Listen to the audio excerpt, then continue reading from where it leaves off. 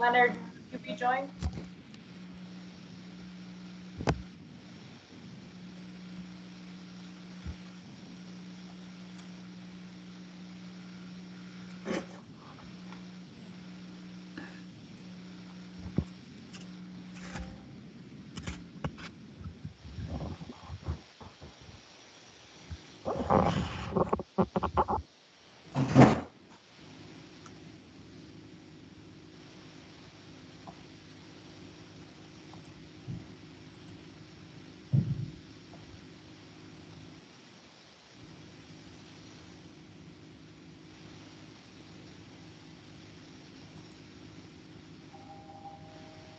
Leonard?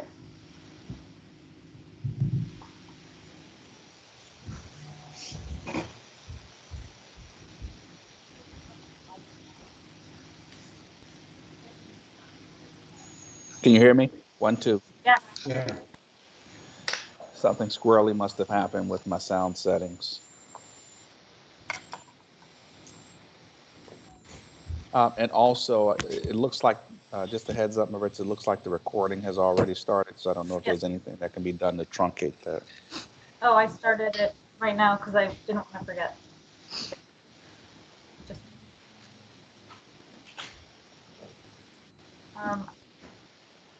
I am pulling up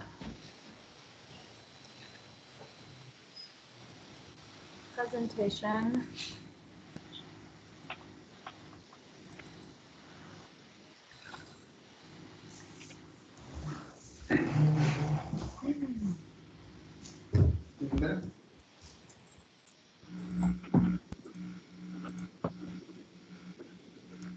Pulling up the presentation and then the website so I can go to there and then we'll get off and I will we'll go from there. Got it. Did you want me to go ahead and admit everyone that's here? Yes.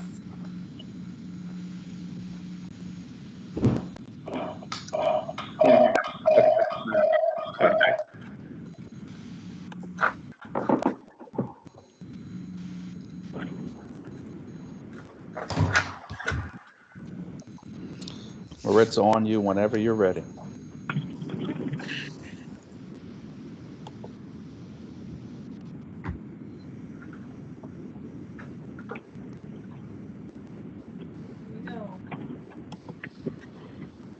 Welcome everyone to the meeting related to the casino.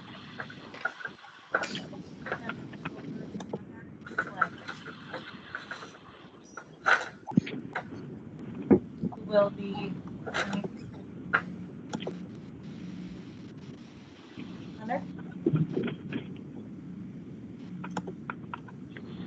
I want to make sure that everyone knows before he goes that we are recording this meeting, and also that we are unable to respond to any comments that are made in the chat. So if you can enter questions into the chat box and we can read them, but we're not able to type responses in the chat. So it's not that we're being unresponsive, it's just that we're physically not able to do so. So you can ask questions in the chat throughout the meeting, and we will take them at the end as we are able. Go ahead, Leonard. Thank you, Maritza. Good evening, everyone. We're really glad that everyone has logged in to participate in the first community engagement presentation and conversation on the resort casino opportunity here in the city of Richmond. My name is Leonard Sledge, and it's my privilege to serve as the Director of Economic Development for the city of Richmond. Tonight we have with us Maritza Peachin, who's Deputy Director in the Planning and Development Review Department, Suzanne Leckert, who will introduce herself shortly, along with her colleague, Scott Fisher. We also have Marianne Pitts joining us tonight to assist, and Devin Wood, also from the Department of Economic Development. We've set up this community engagement opportunity so that, again, we could share information about the resort casino opportunity for the city, but also to hear from our community, the citizens of the city of Richmond so that we can answer your questions to the best of our ability as it relates to this opportunity. So tonight we're going to have a presentation. It's very much in the same. It's very much the same presentation that we shared last night with City Council. Also, we're going to open it up for a Q&A period.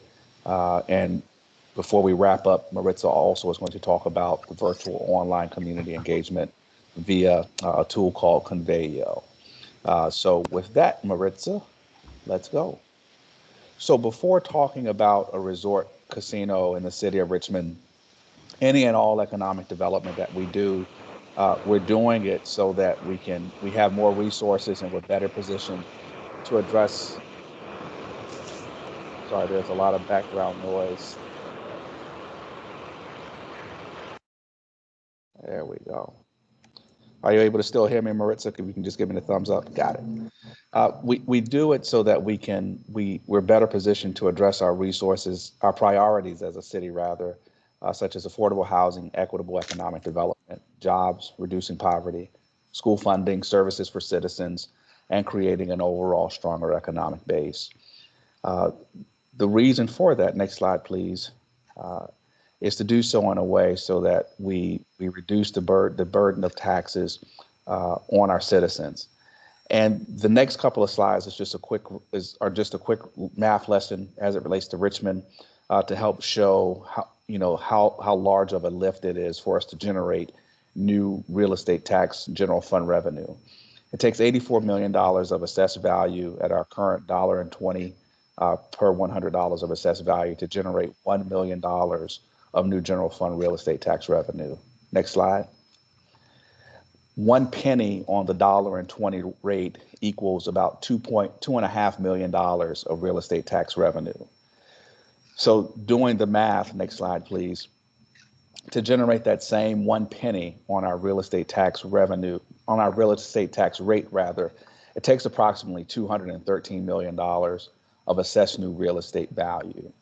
And so when we're talking about economic development projects, whether it's a resort casino or not, it's keeping in mind how large of a lift it is to generate new revenue, while at the same time not creating an environment of raising real estate taxes or any other taxes in the city of Richmond. Next slide. And so our agenda for tonight, talking about this opportunity, we're going to talk a little bit about the Virginia Casino Act, which was passed by the Virginia General Assembly in 2020, a brief recap of our RFP timeline. Suzanne and Scott are going to talk about their market assessment and some socioeconomic impacts that are associated with casino projects. We're going to show some information on the 6 proposed casino projects and locations in the city, our community engagement strategy, and then again talk about some Q&A. Next slide, please. So in 2020, the Virginia General Assembly passed effectively what is known as the Virginia Casino Act. And as such, it gave 5 localities in the Commonwealth of Virginia the ability to host a resort casino establishment.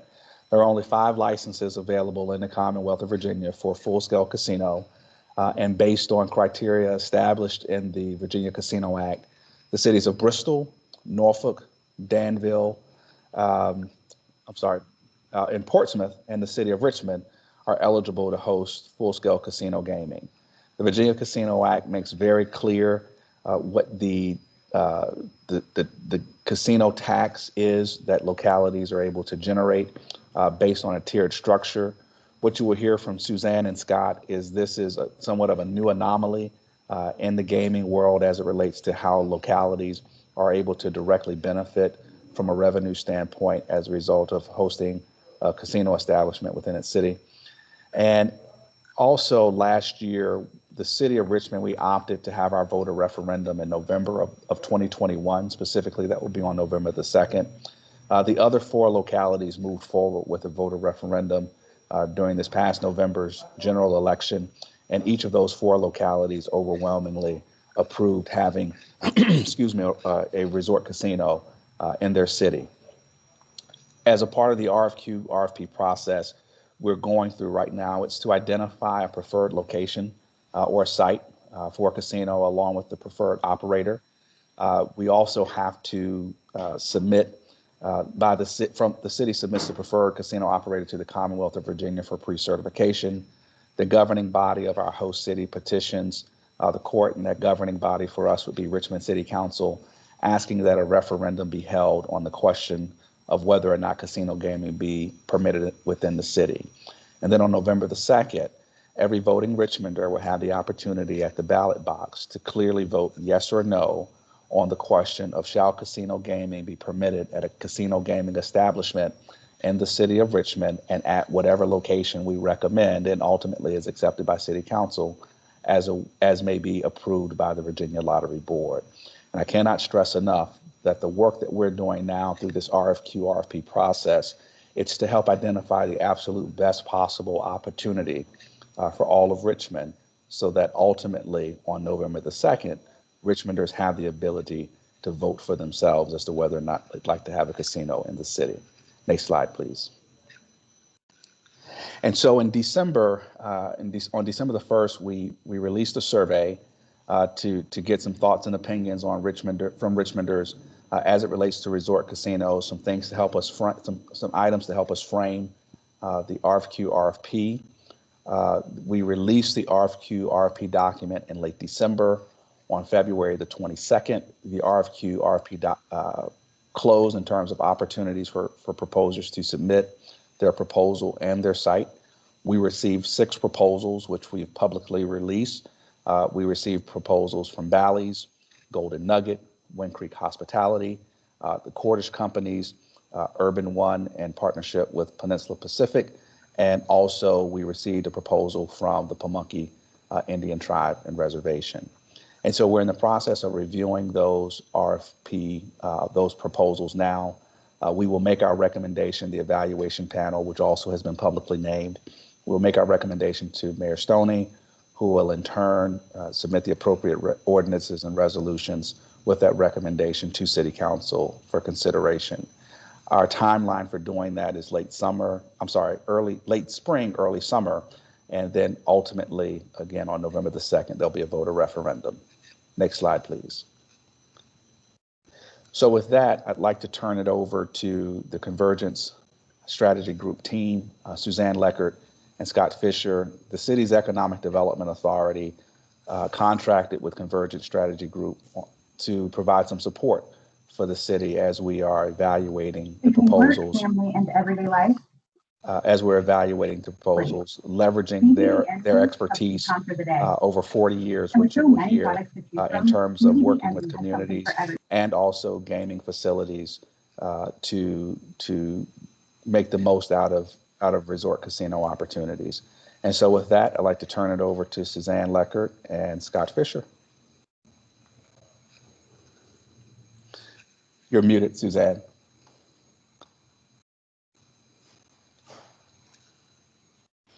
I was muted. I was just thanking everyone. Thank you to Leonard. Thank you to everyone, the City of Richmond, for having us here tonight, so that we can talk a little bit about this process and how we are here to help. You can go on to the next slide. So our firm is Convergent Strategy Group. We're based out of New Orleans.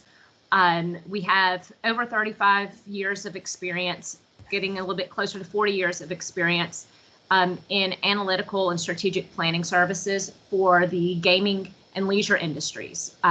We serve government agencies, we serve tribal entities, as well as commercial gaming operators. So we've seen it from all different sides. We have conducted over 400 casino and resort analyses worldwide. 6 continents, 33 countries, 38 U.S. states. This is something that we're relatively well versed at. Next slide. So the principals in our firm are myself, Suzanne Leckert, and Scott Fisher. We work with a diverse group of experts and associates that we bring in on projects. Scott, co-founder and managing partner with me, he PhD economist. and former co-owner of casinos in Mississippi and Nevada. And I myself, my background is in urban planning. Slide. Okay, so today we're here to talk to you about the work that we're doing and about this process for the city of Richmond and selecting a potential casino operator. What we've been tasked with is providing assistance related to the selection. Our firm is helping the evaluation panel through this process. The very first task that we have before us was an independent market assessment, as well as looking at the fiscal impacts and the job creation for a resort casino in Richmond. We looked at what could this type of development do for Richmond and to Richmond. Before I go a little bit further, I want to point out the fact that, as Leonard touched on briefly, that Richmond is in a very, I don't want to say purely unique position, but a unique position. Over the history of casino development in the United States, the power for selecting casino operators and casino locations has rested largely with state agencies. That's where licensing has happened, and through that's where the selections have been controlled by. The Virginia General Assembly granted to the 5 locations permitting casinos in Virginia the ability to select those operators themselves. And so that gives the city of Richmond much more control over what gets developed in its city than other casino communities you might be familiar with across the U.S. And so with that, we can go on to the next. Okay, so the market assessment that we conducted. So what we were tasked with doing was forecasting the gaming demand and the revenues for a resort casino in Richmond. We modeled 3 different sites. Now, these were general locations because this was before any of the proposals came in. We generally modeled a resort casino in the downtown area, one in the northwest portion of the city, and one in South Richmond. And these models considered all existing, planned, and proposed gaming facilities in the regional market. All the facilities that would be competing for that type of entertainment option. Okay, slide. Okay, this map just briefly shows the regional competition that we were looking at. You can see right here in the center, you see Richmond, you see the Rosie's facility in Richmond, as well as the Rosie's facility out at Colonial Downs. You see the facilities, the Rosie's facility in Benton. And but then also look down to where you can see in purple the recently approved projects for Danville, the Caesars Virginia project, as well as the 2 casinos in the casino, 1 each in Portsmouth and Norfolk. All of these have been considered. You can go to the next slide. Okay, so, saying that those have been considered, those aren't all the ones that we considered in our models. Those were the most directly competitive. We looked at a 2.5-hour regional market.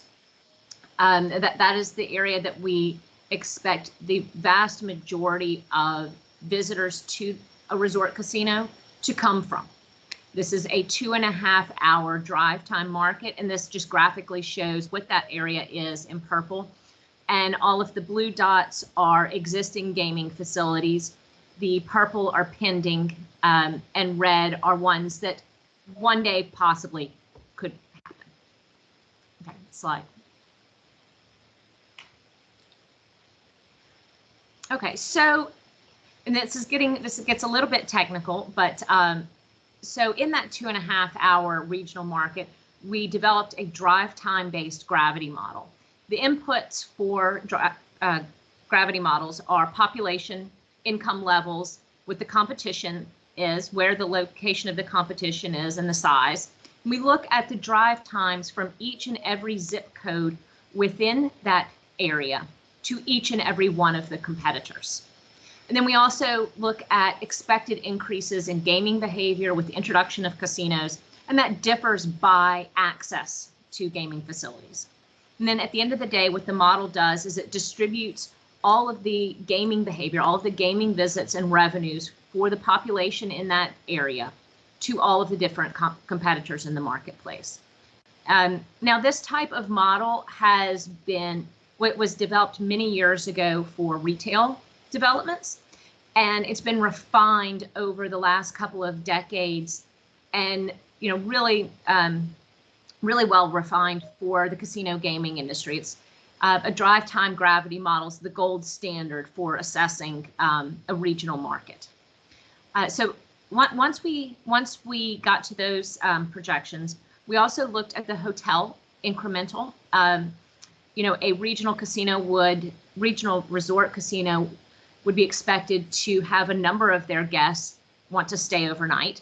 And so how many of those guests would be captured overnight? And then with that overnight, there's an increase in spending, more trips to the restaurants, and then your hotel stay as well. Then we also looked at tourism. We looked at the most recent tourism statistics in the Richmond region and looked at capture rates of tourists in other casino markets across the U.S. in order to forecast what that capture could be. Slide. Okay, so what this all comes out to is our projections of gaming revenues for each of the locations. And these gaming revenue projections vary anywhere from $300 to $328 million a year. And they vary a little bit in terms of what the competition is that we're considering. Now you'll see, that right here in this kind of gold color, that is the regional market. That's that 2.5-hour drive time that you saw. The hotel incremental, that's from those staying overnight, that's in pink. And then in blue, that's what's expected from tourists. Okay, and you'll see here there's very little differentiation between downtown, Northwest, and South Richmond sites in terms of total gaming revenues. Okay, slide. Okay, so to get down a little bit more into where are those regional revenues coming from? In our models, we're seeing that approximately 22% of the gaming revenues for a Richmond casino would be coming from residents of the city of Richmond. The remainder of those revenues would be coming from those living outside of the city proper. Okay, slide. And with that, my partner Scott Fisher is going to take you through the gaming taxes and the other impacts that could be expected. Thank you, Suzanne, and thank you everybody from Richmond for having us tonight. So getting into the fiscal and employment impacts that we can expect from the casino resort, of the $300 to $328 million in gaming revenues, as Leonard had pointed out at the beginning, the city would be getting gaming taxes equal to 6% for the first $200 million and 7% for $200 million plus. We don't expect it to reach $400 million in our projection, so there's no 8% range. But the effective tax rate comes out around 6.3, 6.4%, which gives you $19 to $21 million per year as the city's share of gaming taxes.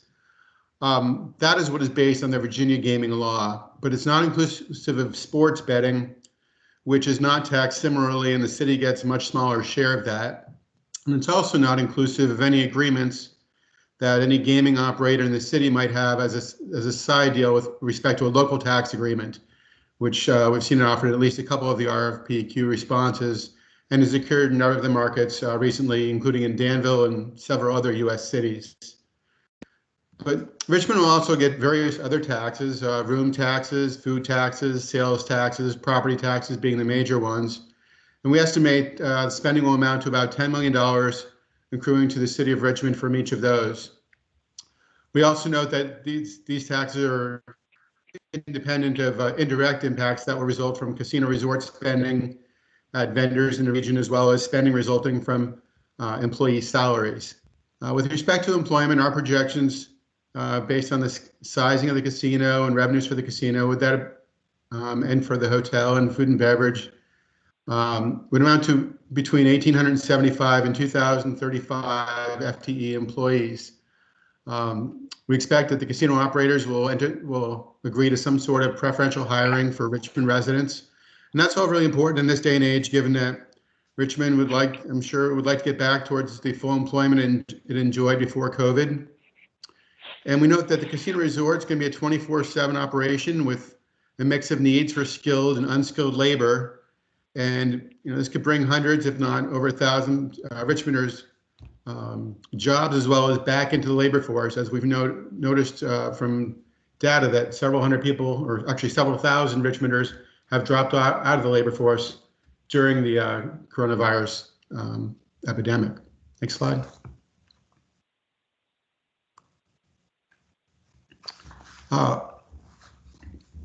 On behalf of the City of Richmond, we've interviewed public safety officials across the U.S. to hear just how casinos have impacted their communities and what costs were. And we've done that in various cities across the U.S. for similar projects that we've done over the past decade or so. So through that, we've done primary research to get an understanding of what really this might mean from a socioeconomic standpoint, largely in terms of crime, public service needs, things of that nature, and basically whether people that are in public safety positions or economic development positions, how they felt after a casino came in, whether they've kept their promises, whether it's been a horror story, whether it's been a delay.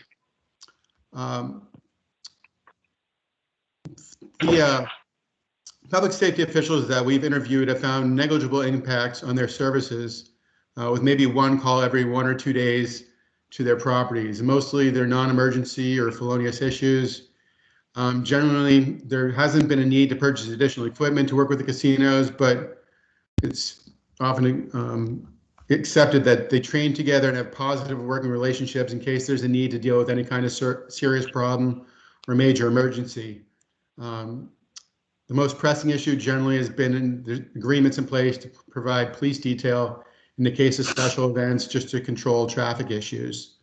Again, as Suzanne pointed out, it's critical to note that in most cases, it's the states that come up with these agreements to pick a casino operator, and the host communities don't have much say in anything. And as a result, it's very rare for a casino to have an MOU or a host agreement with a casino operator. The city has an MOU or host agreement with a casino operator, since they're not doing the licensing. In the case of Richmond, the city will have an opportunity to really dictate or help to dictate and negotiate what is in the best interest of the city, hiring quotas, different types of tax agreements, infrastructure agreements. These are all things that the community as well as city leaders can help to get to a great solution at. Beyond things of that nature, there's also issues related to other socioeconomic impacts. The University of Massachusetts created what's called the Massachusetts Study of Economic and Social Impacts of Gambling, which is the first ever comprehensive long-term study of the impacts of casinos, socioeconomic impacts of casinos in the state. They started the study before there were any casinos. There are now 2 full-scale casino resorts and 1 racetrack casino in the state. Have done just reams and reams of studies on what the impacts are. They're unbiased in their analytics. They debunk a lot of myths regarding the magnitude of social ills that casinos bring to communities, but they also do a very good job of really quantifying what problem gaming means to various communities, as well as the demographics of what it all means.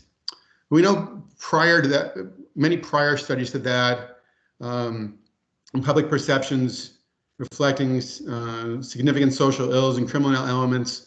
Those studies, a lot of them date back to the 1990s and even the 1980s, when back then there really wasn't awareness on problem gaming and casinos were somewhat predatory.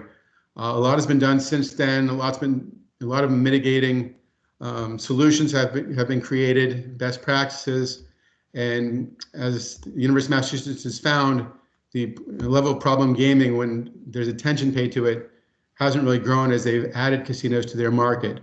Nevertheless, it is an issue, and if Richmond can be proactive in their negotiations with casino operators, there may be some ways to ensure that that's really a forefront of behavior. Next slide. So what can the city of Richmond expect? In short, the contribution of a casino to a city should go well beyond the tax dollars it generates and the jobs that it creates. As a way of putting themselves in the best light possible, casinos today are active and visible contributors philanthropically to their host communities. Not only philanthropically, but a significant percentage of goods and services that are purchased, as well as the labor, should come from either Richmond or the Richmond metropolitan area. Again, that can be something that's put into a negotiating agreement between the operator and the city. The casino operator should also be expected to enter into partnerships with area businesses, restaurateurs, chefs, colleges, all things to basically become a strong member of the community. Generally, in markets where casinos enter, they're major players and chambers of commerce to ensure that they are partnered with the best in businesses, and they maintain a strong and positive presence in their communities. Next slide. Some examples of even small things that can be added, but add up in terms of all the different ways that can be felt. Typical philanthropic efforts range anything from simple things as being diverse vendor purchases, whether it's small businesses or MBEs, things of that nature. Community service hours, adopting highways, holiday meals, just philanthropic, anything that goes on in your community. You can expect the casino to want to play a role and be a positive contributor. Next slide. Some of the stuff that we found both from our primary research as well as secondary research is that right now the level of problem gaming is considered to be approximately 1% of the adult population. Although that's a figure that is of dispute. Some say that it's higher. And the issue there is because problem gaming is sort of a silent illness. It's not something which you'd recognize from your coworker who, if somebody is an alcoholic or a heroin addict, you probably recognize that. But if someone's losing all their money on the side, they probably don't advertise that at work. The other issue is that problem gaming is often a comorbidity, codependency. So if you have other problems and you're going to seek treatment for it, you may not also note that as being your primary problem. So it could be understated, but it's an issue that arises. Often cited also as crime, but more and more that's considered to be not so much of a tie-in. Bankruptcies, divorces, and other personal issues are things that show up, but again, that's something that's all tied to problem gambling. Again, fears are typically overblown because people have been looking at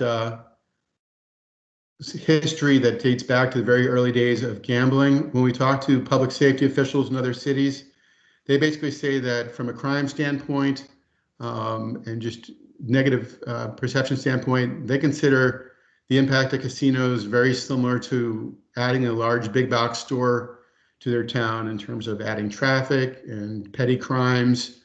And when it comes to the immediate surroundings of a casino, actually the volume of security and surveillance kind of turns off people to want to commit crimes when they realize they're being watched.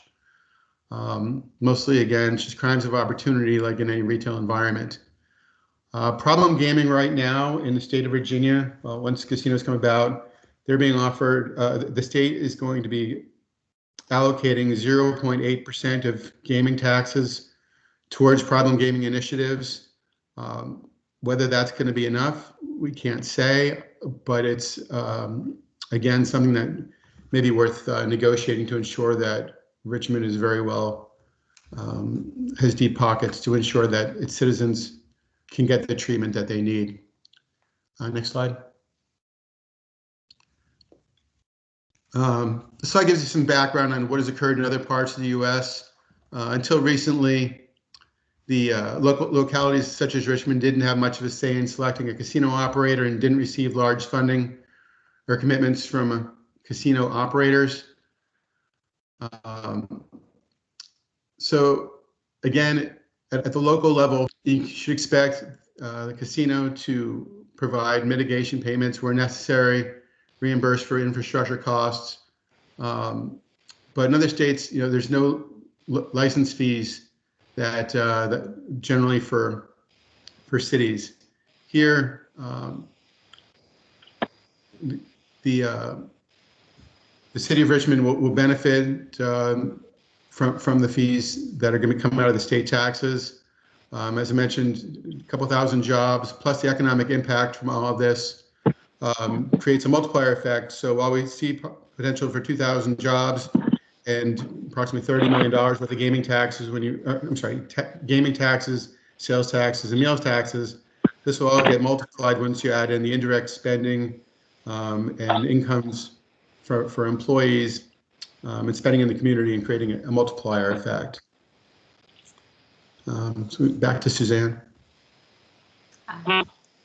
Thank you, Scott.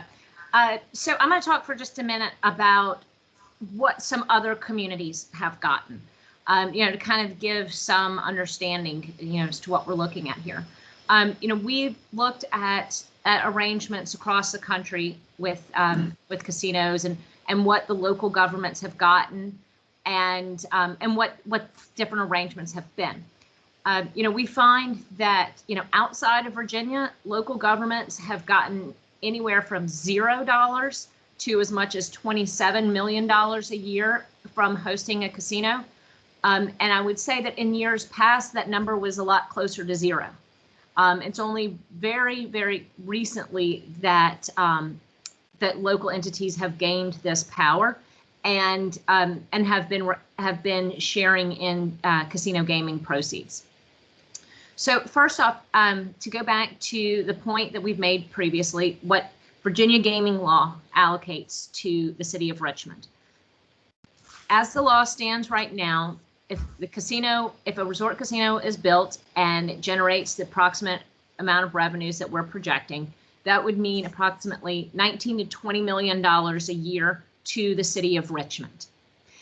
And I have to say that is a lot more than other states have allocated to local governments. In terms of that emerging precedent of that trend more towards locals getting some of the revenues, just to the south in Danville, the development agreement that was signed there with Caesars gives the city an upfront payment of $20 million, $5 million of which is payment for property where the casino is being developed. The operator is also paying all of the typical property taxes, sales taxes, food and beverage, and so forth. And then the city is getting a share of the gaming revenues, approximately $11 million a year on top of the $20 million that they'll be getting from the state tax. So a very sizable chunk of money for Danville. Over in Norfolk, Norfolk will be receiving the share of the state taxes, and nothing above that.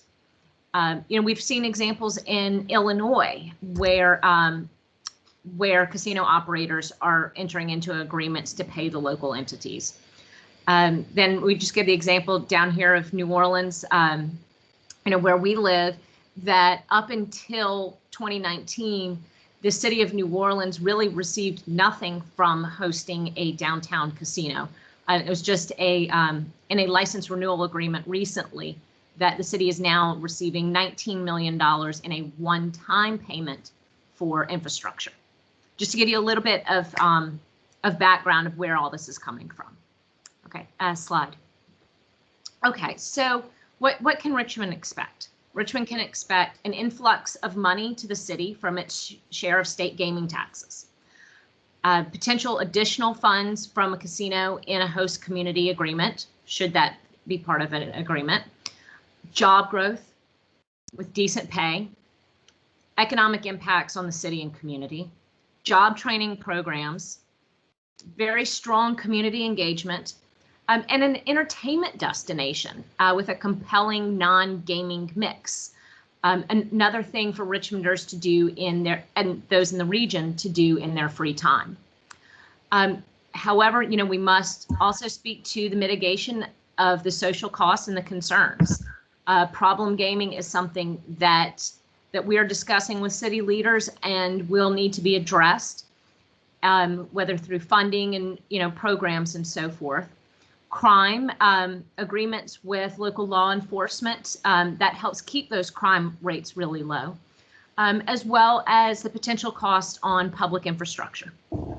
Different projects could have different costs associated with them. Slide. Okay, just to sum it all up, in our findings, we see that a Richmond Resort Casino has the potential for $300 to $328 million in casino gaming revenues per year, which is about 2.6 million to 2.8 million visitors per year. A casino that has anywhere from 1,870 to 2,000 slot machines and 80 to 90 table games.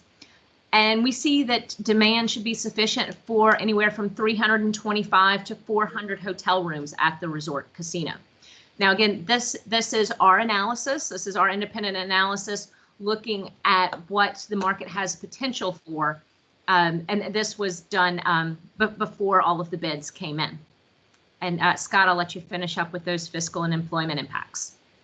Yeah, just once again summarizing, approximately $30 million worth of gaming, food, room, sales, and property taxes should accrue to the city as a result of what we've projected is going to be generated out of a casino resort, resulting in between 1,875 and 2,035 FTE jobs at the casino. And again, there'd be indirect impacts that would result from all of this as a result of spending attributable to the casino resort, its patrons, and its employees.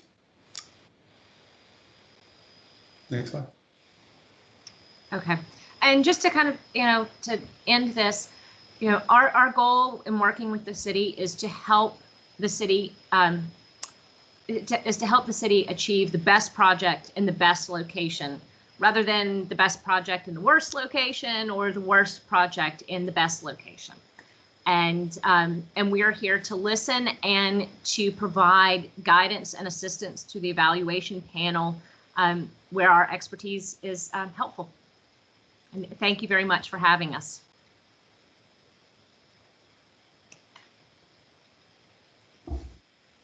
Thank you, Suzanne and Scott. And so for everyone who may not be aware, again, we being the city, we have received 6 proposals in response to the RFP, and those proposals were received from the Pamunkey Tribe, Urban One in partnership with Peninsula Pacific Gaming, Wind Creek, the Cordish companies with their live casino and hotel, Bally's, and Golden Nugget. And this map was created with the pin drops, which show their proposed locations in the city of Richmond. You will note that while we have received 6 proposals, 2 of the proposals are looking to move forward with the same site at the intersection of approximately the Powhite Parkway and the Chippingham Parkway, and those being Bally's and Golden Nugget. In the southern end of the city, the southern portion of Commerce Drive at the intersection at I-95, the One Casino and Resort is proposing on the former Altria site, and the Pamunkey Tribe Resort and Casino is being proposed on an undeveloped site, again in close proximity to the intersection or at the intersection off of the freeway. On the northern end of Commerce in the Manchester area, the Wind Creek Casino, and in Greater Scots Addition, what is currently Bowtie Cinemas live casino and resort.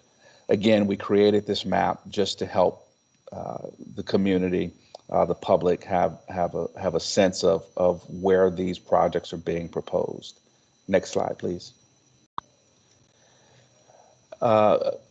Several days ago, if not several weeks ago, we posted on the city's economic development website 1-page informational sheets that were created by each of the proposers. We provided them with a template, and we asked them to put whatever content they desired to put uh, in the one-page information sheet that talks about their project. And again, these are on the city's Department of Economic Development website. We have a web page that's been created specifically for the resort casino project and opportunity. And I would encourage everyone. We're posting the information that we're receiving. You'll hear some information shortly in terms of the virtual engagement, community engagement, using Conveo as a place for the community to provide their thoughts and input on the proposed casino opportunity. But just quickly to go through the projects as shared by the proposers. Valley Corporation, again, is proposing on a 61-acre project at the intersection of Powhite Parkway and Chippenham Parkway. They're proposing a 1.6 million square foot project with approximately 2,500 slot machines, 90 table games, and 30 poker tables. 4-star, 250-room resort. And I won't go into all of the detail, just a few highlights.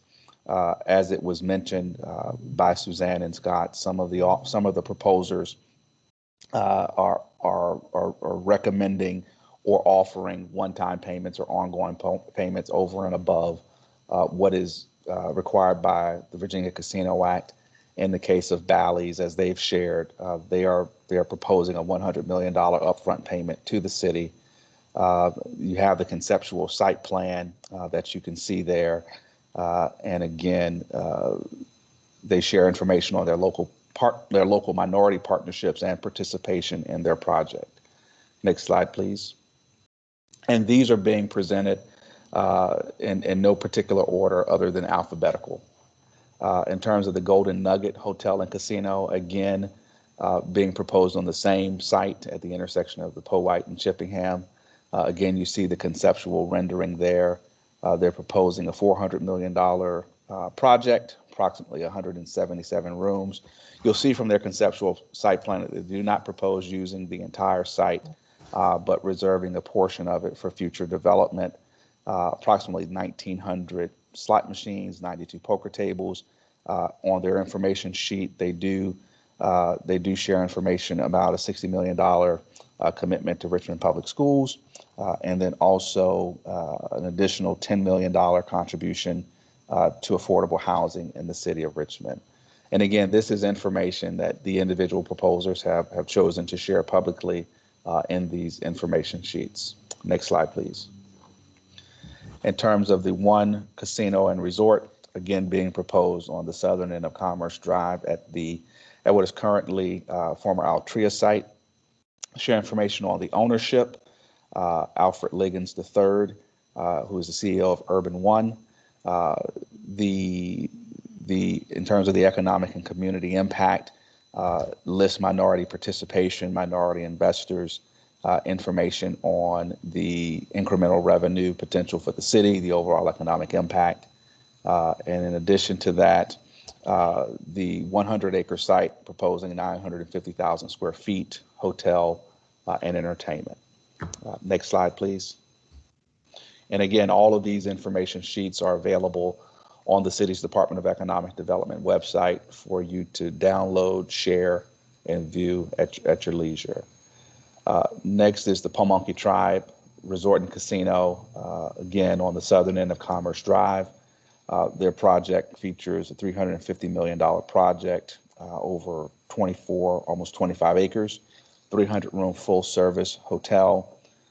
Again, as it's being proposed by the Pamunkey Tribe, 100% minority owned. They talk about the economic impact in terms of visitation, over 5.3 million visitors annually, and a $650 million, if I'm reading that correctly, economic impact, close to 2,000 jobs, and again, a conceptual site plan at the bottom.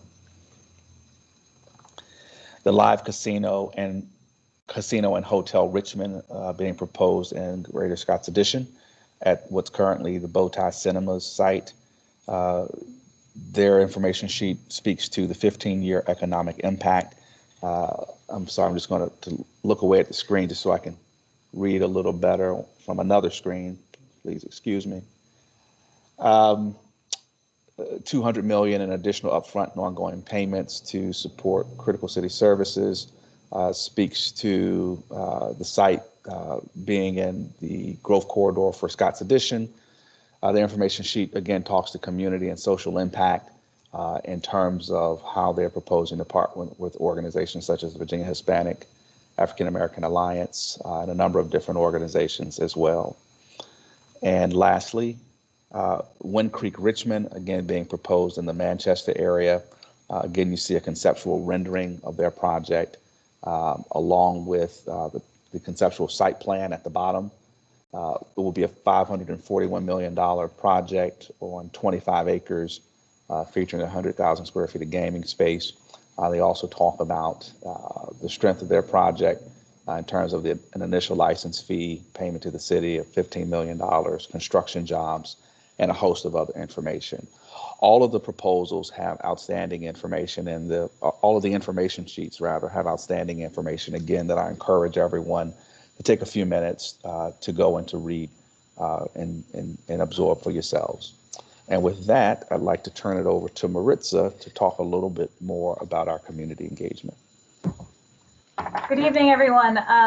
The City of Richmond has created a website. It is rva.gov/economic-development/resort-casino. If you Google Richmond Resort Casino, it will show up on the first page of the results. So I'm going to go back and forth a little bit on these.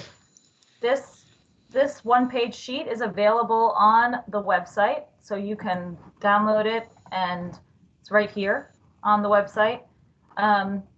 And the one-page sheet outlines a 5-step process. Right now, we're doing over a month of share and listening. We're rolling out and sharing various things that started on February 26th when we posted those one-pagers and shared the engagement process. We're having the first virtual meeting right now. You can see the dates of the other virtual meetings that are here.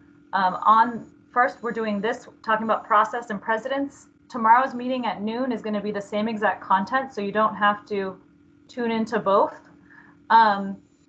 We are then going to have all of this content. There's a digital workshop. So right now you can go on to the city's website and you can put in some comments. I'm going to go over that on the next page. We're going to release some proposal videos later this month, and then we're going to have some meetings related to that. And there'll be also another kind of digital workshop where you can add comments in at that point. We'll be canvassing as well for places where so we can get out the word some more.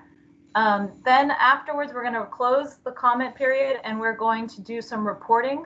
We're going to review everything that we got and we're going to report back what we heard, and we're going to have some meetings saying this is what we heard from people. That'll be in phase 2. And then in phase 3, the evaluation panel will share a recommendation for a location, operator, and the general terms of the deal with the community. And then there will be virtual meetings again because we're continuing to be in a pandemic state. Then there will be council hearings to consider legislation related to the operator and location.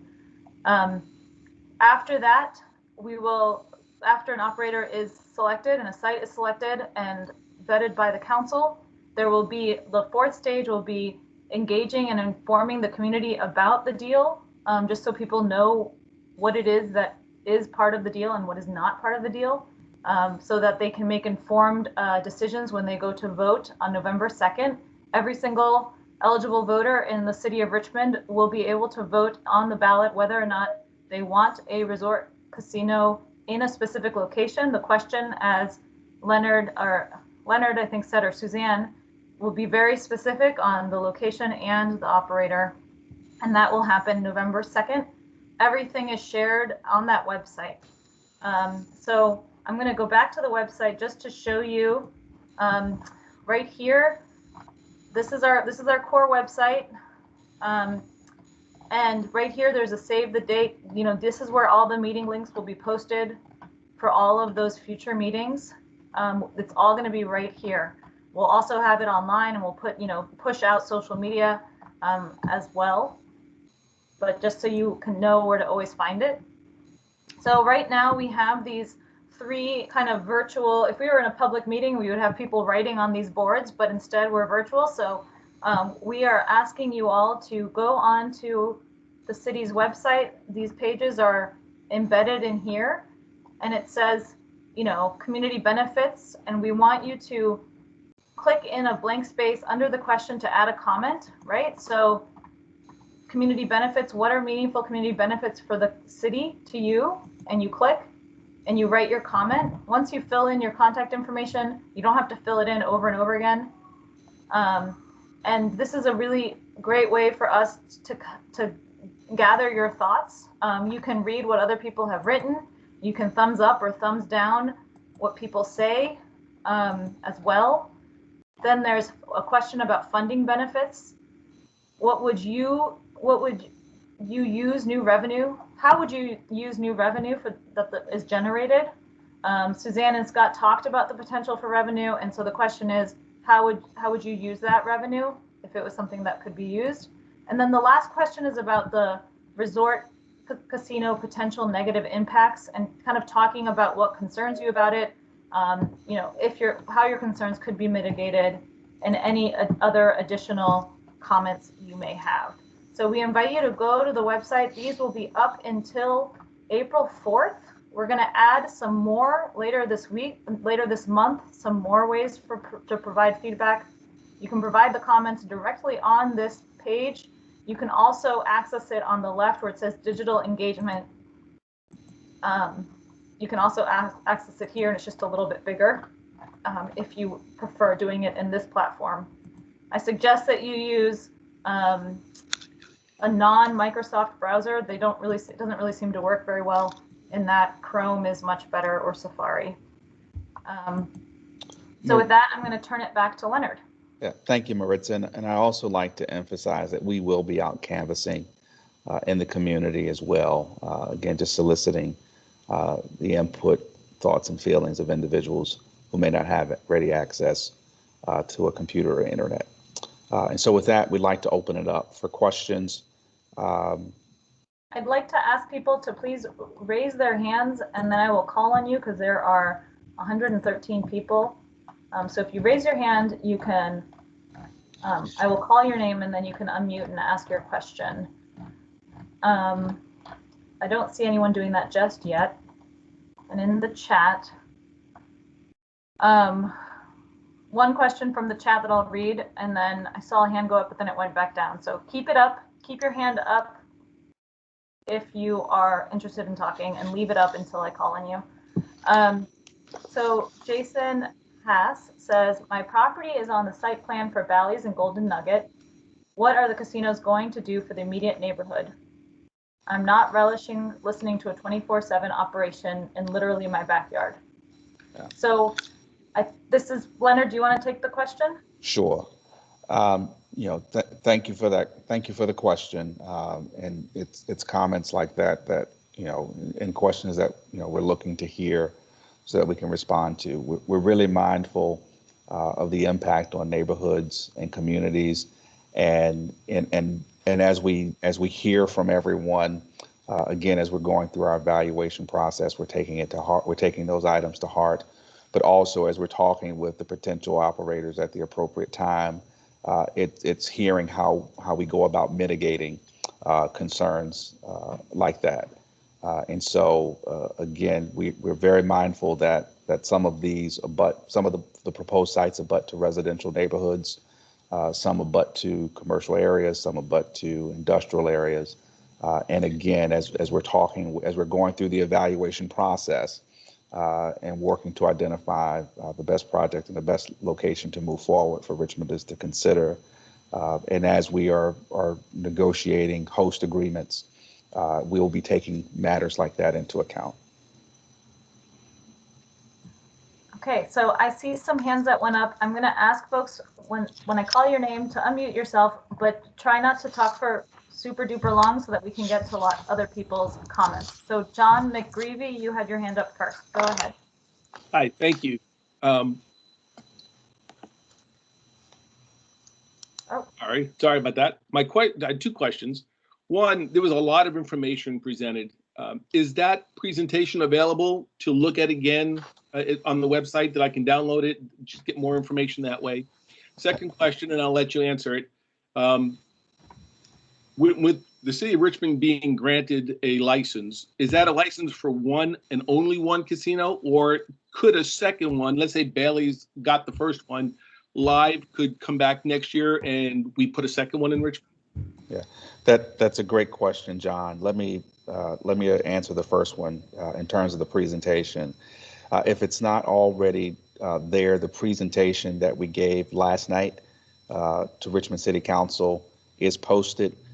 The only differences between that presentation and this presentation is you won't see the agenda and you won't see the individual information sheets. You'll see them all on one page, I believe.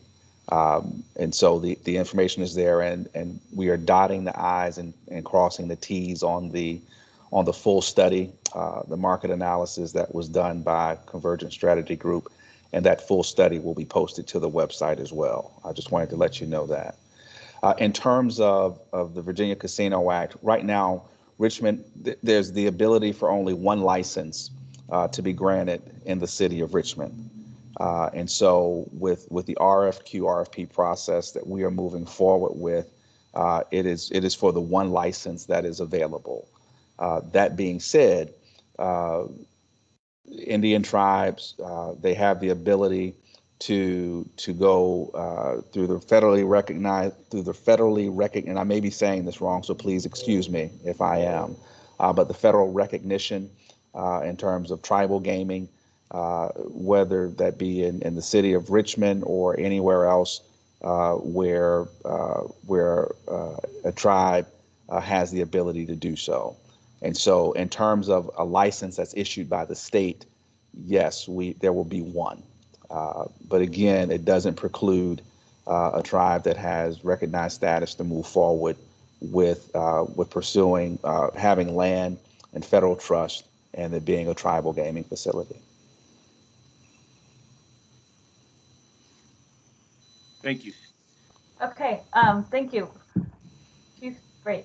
I'm going to go back and forth between the chat and people. So someone asked, Reed Good asked, from a land use perspective, when City Council approves the casino ordinance, does that approval include the by right use of the site for a casino, or must the winning operator then go through a traditional rezoning case for their site? Yeah.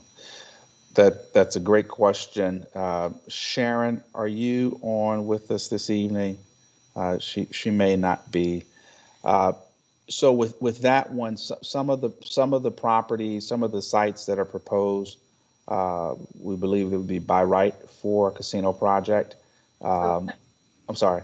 Yeah, I can help answer it. So the answer is that it's kind of on a case-by-case basis, depending on the different sites. But there may need to be some additional zoning ordinances passed related to this. Okay, question for, wait, let me look at my list. Gail, please go ahead and unmute and ask your question. Sorry, I'm trying to unmute. Hi, I also live in the area near the proposed Bally's and Golden Nugget sites.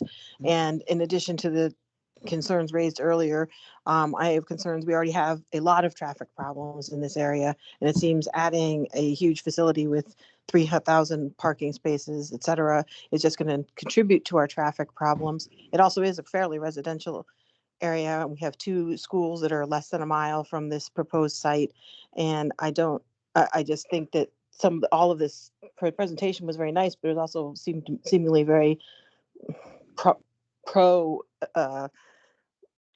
this proposals, and I didn't feel like there was enough consideration of the infrastructure and the impacts on the residential communities that are going to be impacted by at least two or more of these sites. And I'd like some addressing of how the residential concerns are going to be considered by Richmond in making this decision.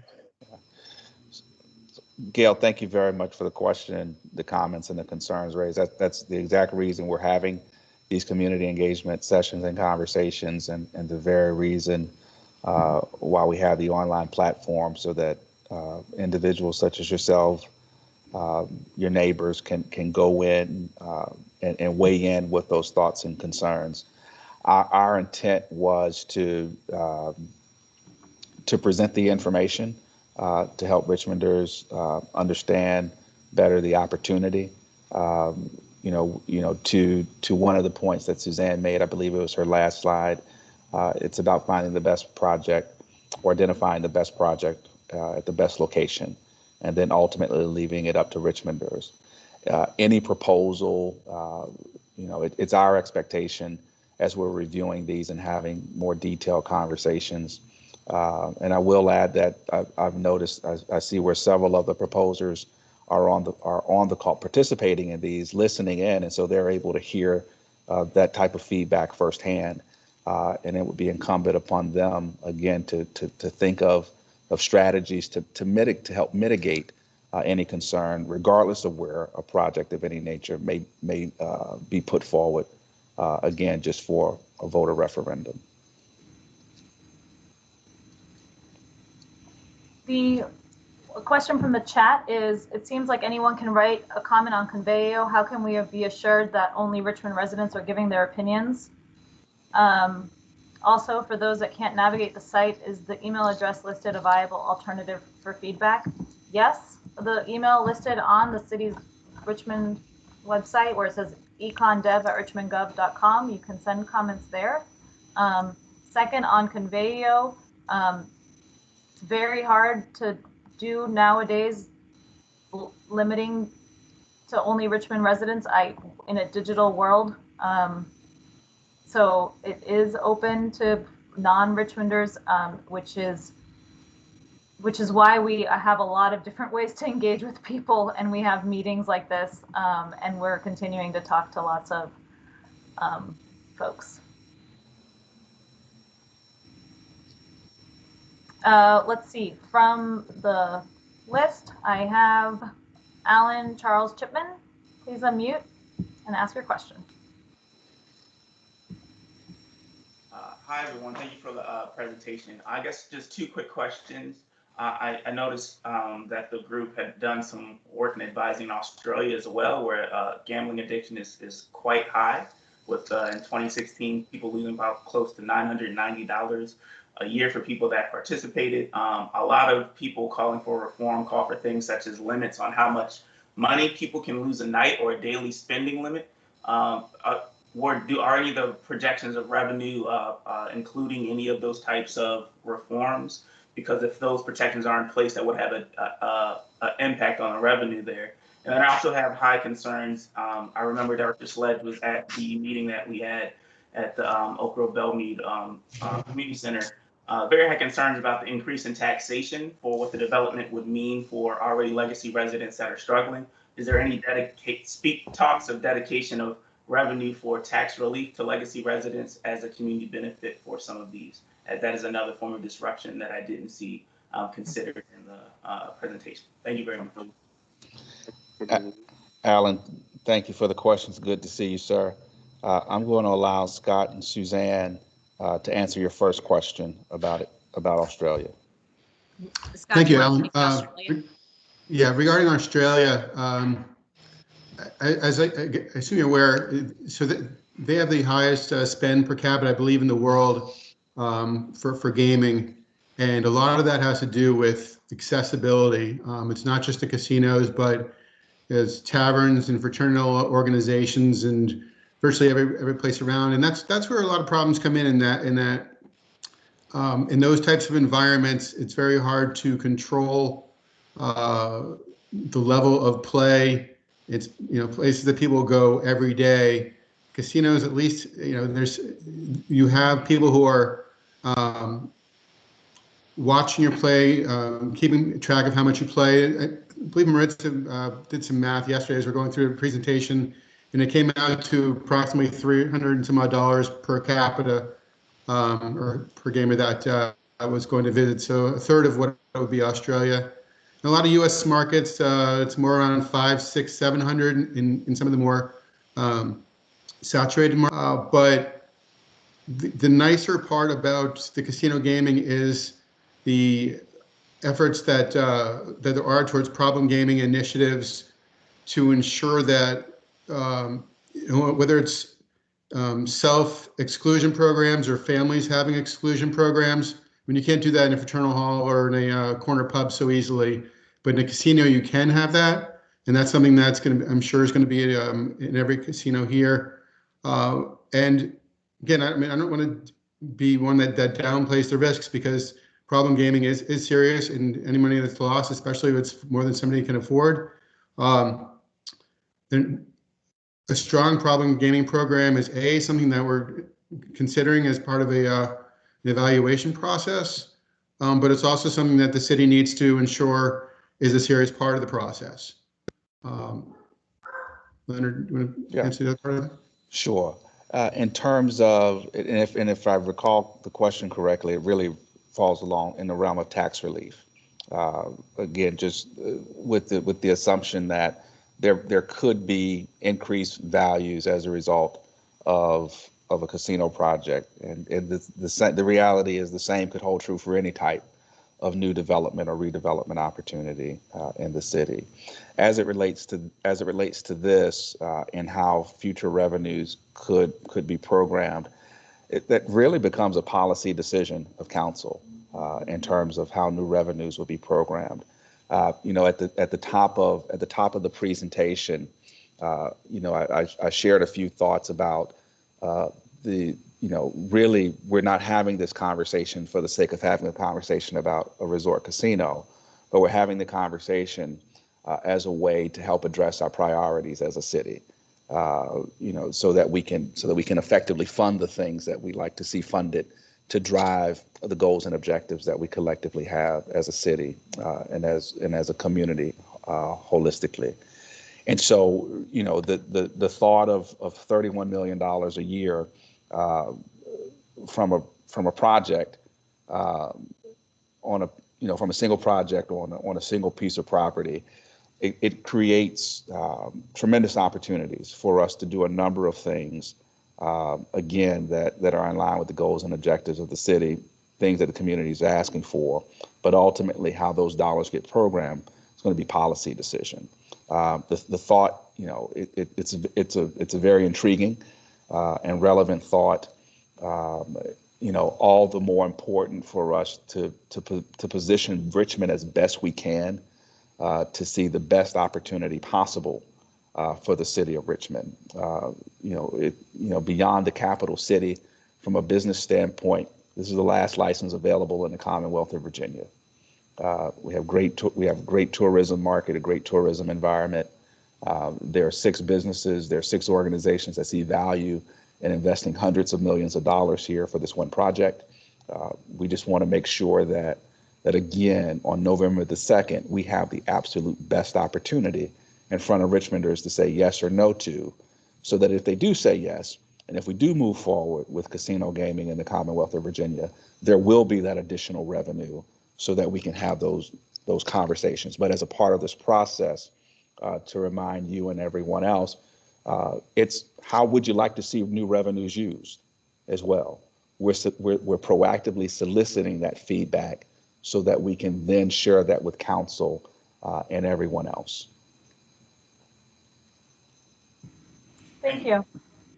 I'm going to take a couple from the chat, more than just one, because some of them are very quick. One is asking, there's a few questions about the zoning ordinances and what zoning ordinances would have to be approved. Most of the, some sort of zoning would have to be approved for all of the sites. So I don't want to go into lots of detail on all the different ones, but something would have to happen for all of them. And Maritza, specifically, that could be a height variance, depending on how tall a proposed hotel tower is. That could, as was shared with the folks, concerns by folks in the 4th district area being highly residential. You have a parcel that's zoned R2, I believe.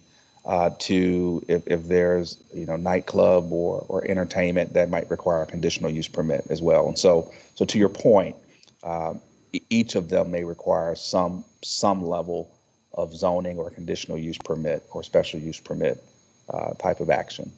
Yeah, thank you for providing the extra clarity. The other question was they couldn't find the virtual meeting links, and I am going to share my screen again because I want to make sure everyone knows. We're going to make this edit to the page, but you're on our page. Contact us. Digital engagement. This really means these are the digital workshops. This is like where you go in and you put your comments. We're going to change this header to, instead of saying save the date, it's going to say virtual meetings, and the links are right here. They're right here on the left. And Maritza, I also like to share with everyone, as I shared with members of City Council, we're looking forward to being present at upcoming council district meetings that the council members will be holding. Again, just for more dialogue, more information sharing, and to hear your thoughts, questions, and concerns as well. Okay, I'm going to go to Brendan King. Please unmute and ask your question. Hey, thank you for taking our questions. I have two, if that's okay. I live in Scott's Addition, and so I'm interested in the North Side proposal, and I'm just trying to understand how it would be possible for the live casino to be constructed without some sort of massive infrastructure changes. Wesley is a one-way, one-lane road each way, one-way row, street crosses, and already congested Arthur Ashe Boulevard. So I would imagine, would we expect some major road changes there? And then my second question for the strategy group, I'm curious, based on your experience with other casino proposals, Richmond received 6. So is that more than average, less than average? Those are my questions, and thank you. Scott, Suzanne, if you would take the second part Sure. of that question first, and then I'm going to ask Bob Steidel to talk about infrastructure in that corridor. So, answering the question about, is 6 more than average, less than average? 6 is a good number. It's dependent on any individual project, but 6 is a pretty good number. There's significant interest in Richmond, and I think that the city has some really great proposals in front of it to consider. I'm just going to add to that. The other issue, as we pointed out, it's been rare that the city is the one that gets to choose as opposed to a state. So having 6 for a city there's not a lot to compare it to. In Danville is about that number, but the other cities in Virginia, they were either 1 or 2 per city that were being chosen between. In Illinois, there are a few a few cities that are adding casinos, and in those cities, there's anywhere between, I think, maybe 3 and 5 that are being looked at. So again, 6 is a good number, but it's rare that it'd be bigger than that. But when a state looks at things, like when New York was looking at some upstate gaming properties a few years ago, I believe it was north of 10. I don't recall the exact number. Thank you. Bob? Thank you, Leonard. Am I coming through? Yes, you are. The infrastructure in the Arthur Ashe corridor is pretty robust. It is part of the overall plan for all the way from the I-64-95 exchange all the way back down to Broad Street. So depending on just about any type of service we're providing, that area has plenty of capacity, especially when you think about the past uses over the last 40 years for that corridor. Okay, I will thank you, Bob.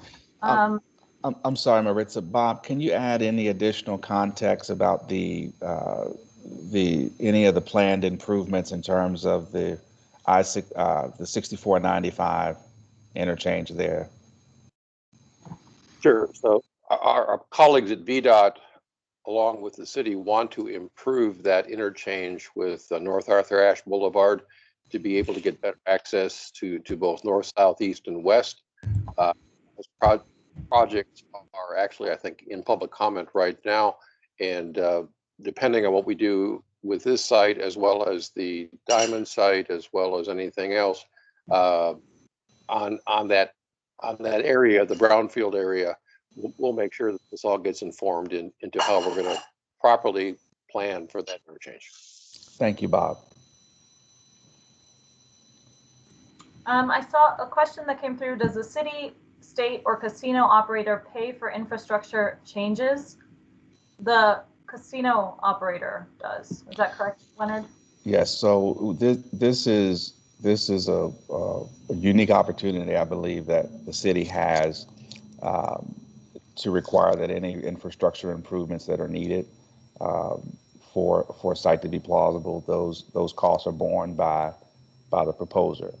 The city, we recognize that as we look to do redevelopment, there's some infrastructure costs that make sense, that are reasonable and customary for us to be responsible for financially. But then there are other projects where we're looking for the developer, the proposer, to do that. And this is a project where we are absolutely, our expectation is that any improvements in infrastructure that are needed as it relates to that site, traffic, ingress, egress, that those costs be borne by the developer.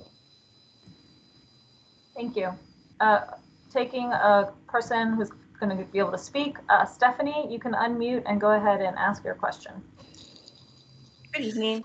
So it seems like a lot of the questions people have are, related to traffic and congestion. And given that we just wrapped up, Richmond 300, which put an emphasis on transit, downtown, being near Amtrak, has that, and, could potentially help, with prioritizing a downtown transfer for GRTC.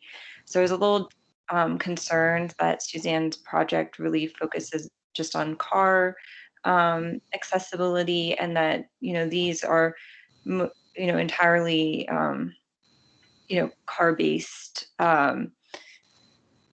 locations. They're pretty outside of the frequent bus routes, which sort of limits accessibility for residents. So given that some of the proposals or the companies said that they were open to other locations, how much consideration is the city giving to encouraging developers to choose downtown, which is next to the convention center, and would provide more opportunities for spillover business to, for small restaurants in the area. So yeah, just a sort of concern that, we just wrapped up a long process of talking about environmental impacts, and also given that there's concerns about congestion, why are we so car oriented in these proposals? Stephanie, thank you for the question. Maritza, did you want to weigh in on the Richmond 300 part of it, and then I'll take the other side of it. I guess, yes, the master plan proposes creating a network of nodes and connecting them with greenways and transit and increasing pedestrian access to a lot of places. I think the question about, and that is in an effort to reduce the impact on the environment, increase health benefits related to walking and biking and not driving. But I think the question about where, like, I kind of want to ask Suzanne and Scott, and maybe Leonard, you can answer too, but like, typically, how are people who are going to casinos, does it vary based on the type of the location? Like, I don't know, how do people usually get to casinos? And how do we think that the mode shift might change over time? I don't know, have people talked about that? Sure. So typically casino gamers go to a casino by their own personal vehicle. That is the more typical model. However, in communities that have greater access to transportation, that can be a secondary form as well. We saw in the Boston area, actually in Everett, Massachusetts, there is a transit station right next to the Encore Boston Harbor project, and a large number of patrons that have access to that transit system do use it to go to the casino. And none of the general locations that we were looking at had such transit centers. And our model really looks at the population within that 2.5-hour drive. not so much how they're getting to the facility. And we use drive time as a measure of distance, as a measure of how long it would take somebody to get there. And so, yes, there could be some people coming through transit. That is possible, certainly. And then the one thing I add to that, of course, is that it's not just customers that go to a casino. There's thousands of people that work there too. And that would be a little bit more of an even split between private car and public transportation, because obviously they're local, so more likely to have accessibility via public transportation.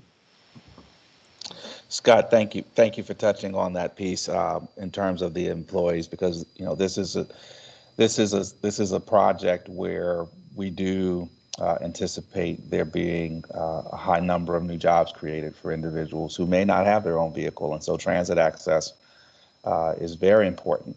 And so I would encourage you, Stephanie, to share those comments and convey. In terms of the downtown question, the RFP document that was broadly issued, we left it up to each proposer to identify a site that they wanted to propose on. We did not exclude city-owned sites, city-owned properties, or opportunities in downtown. No one submitted on a city-owned site in downtown, and so we are evaluating the projects and the opportunities as they've been presented to us.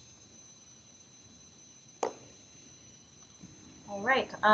We had said we would end at 7:30. At 7:26. There's a couple more questions. I have one person who has their hand raised, so we'll do those other couple ones. One of them asks if the proposals will be made fully public. No, if so, why not? If so, when? But yeah.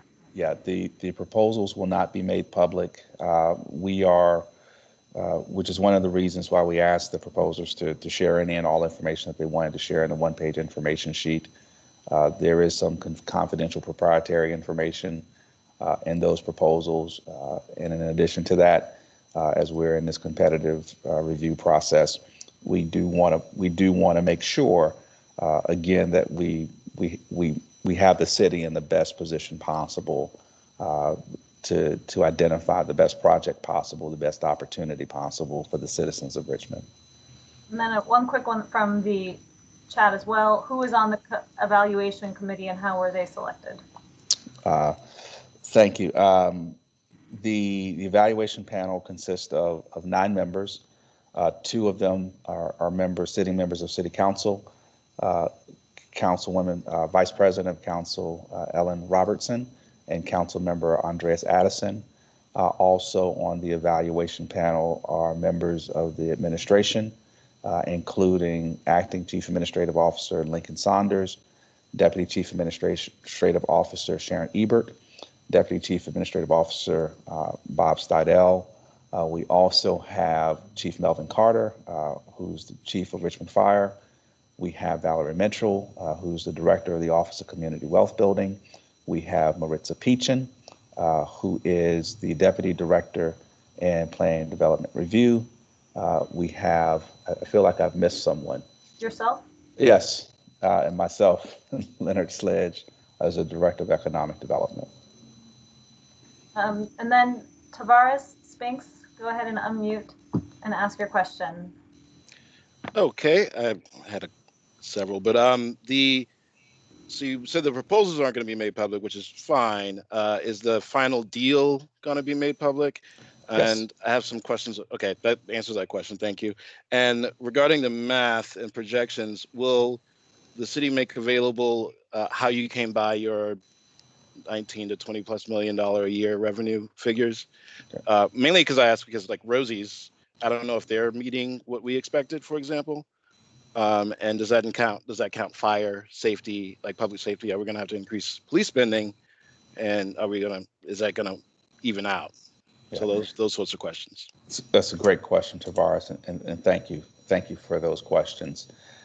In terms of the study that was done by the market analysis that those projections are based on, that was done by Scott and Suzanne, That study will be posted. The full study will be posted on the Department of Economic Development's website on the casino webpage. We're just in the process of dotting the I's and crossing the final T's from the draft. But the meat, the hearty matter of it is what was shared today. But that full report will be posted. The other part of your question, will you please refresh my memory? It was on like fire and safety and Right. Yeah, I'm sorry. Yeah. Go ahead. I do not recall, I do not know off the top of my head what the Rosie's projections were. But one of the things that I've asked our public safety team, specifically RPD, Richmond Fire and Emergency Management, is to provide, just so that to help communicate and convey the incidents at the existing Rosie's facility in comparison to the rest of the city. Because again, it's a question that I'm sure is looming in the minds of Richmonders. What is the impact on public safety of a facility like this? And so I just opened up that data, that information this morning, and just want to make sure that we put it have it in a format that is as easy as possible for Richmonders to see, understand, and comprehend. And just a quick glance at it myself, does not appear that there's been a significant impact in terms of calls, the needs that would necessitate, additional large investments in terms of public safety. We also, as a part of this evaluation process, we asked the proposers, how will they, from a security standpoint, how will their project basically just respond to security or questions about security. And so again, that's all a part of our evaluation process as well. Did that answer all of your questions, Tavares? Yes, all the ones I asked. Yes. Okay. I might see you tomorrow. Okay, not a problem. Not a problem. Thank you for your questions. We're going to take one more question and then close it out. And remember that you can provide comments on the website, you can email, and then we're going to do this again tomorrow, but it's going to be the same presentation. So you might want to come in a little bit later if you want to ask some more questions.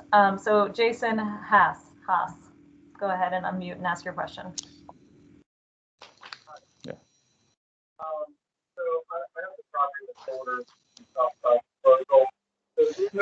Excuse me, Jason.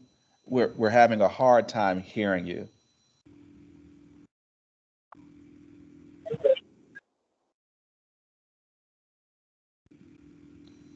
Jason, perhaps you can type your question in the chat box and Maritza can read it.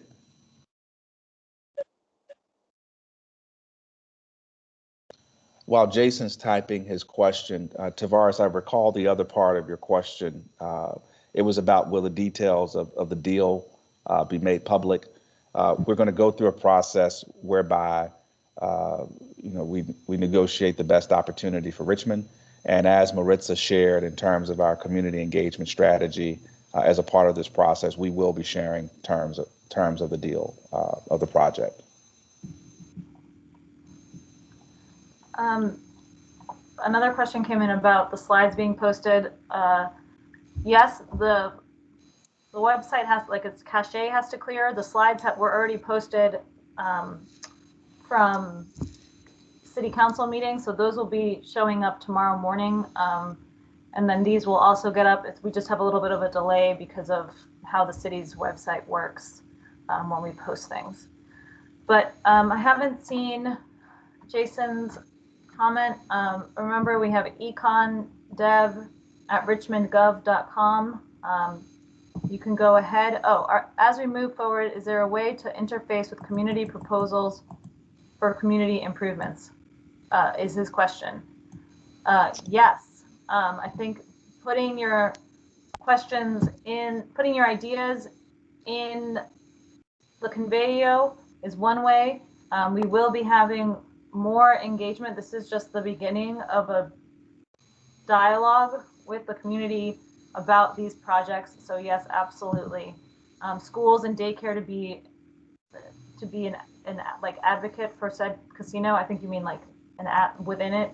yes, like those are things that you can write in Conveyo, and we will add them in as things to consider that when we review panels and Yeah. negotiate with the city. Maritza, do we have time for one more? I thought I saw a hand from Yes. Peter Elverson. Yes.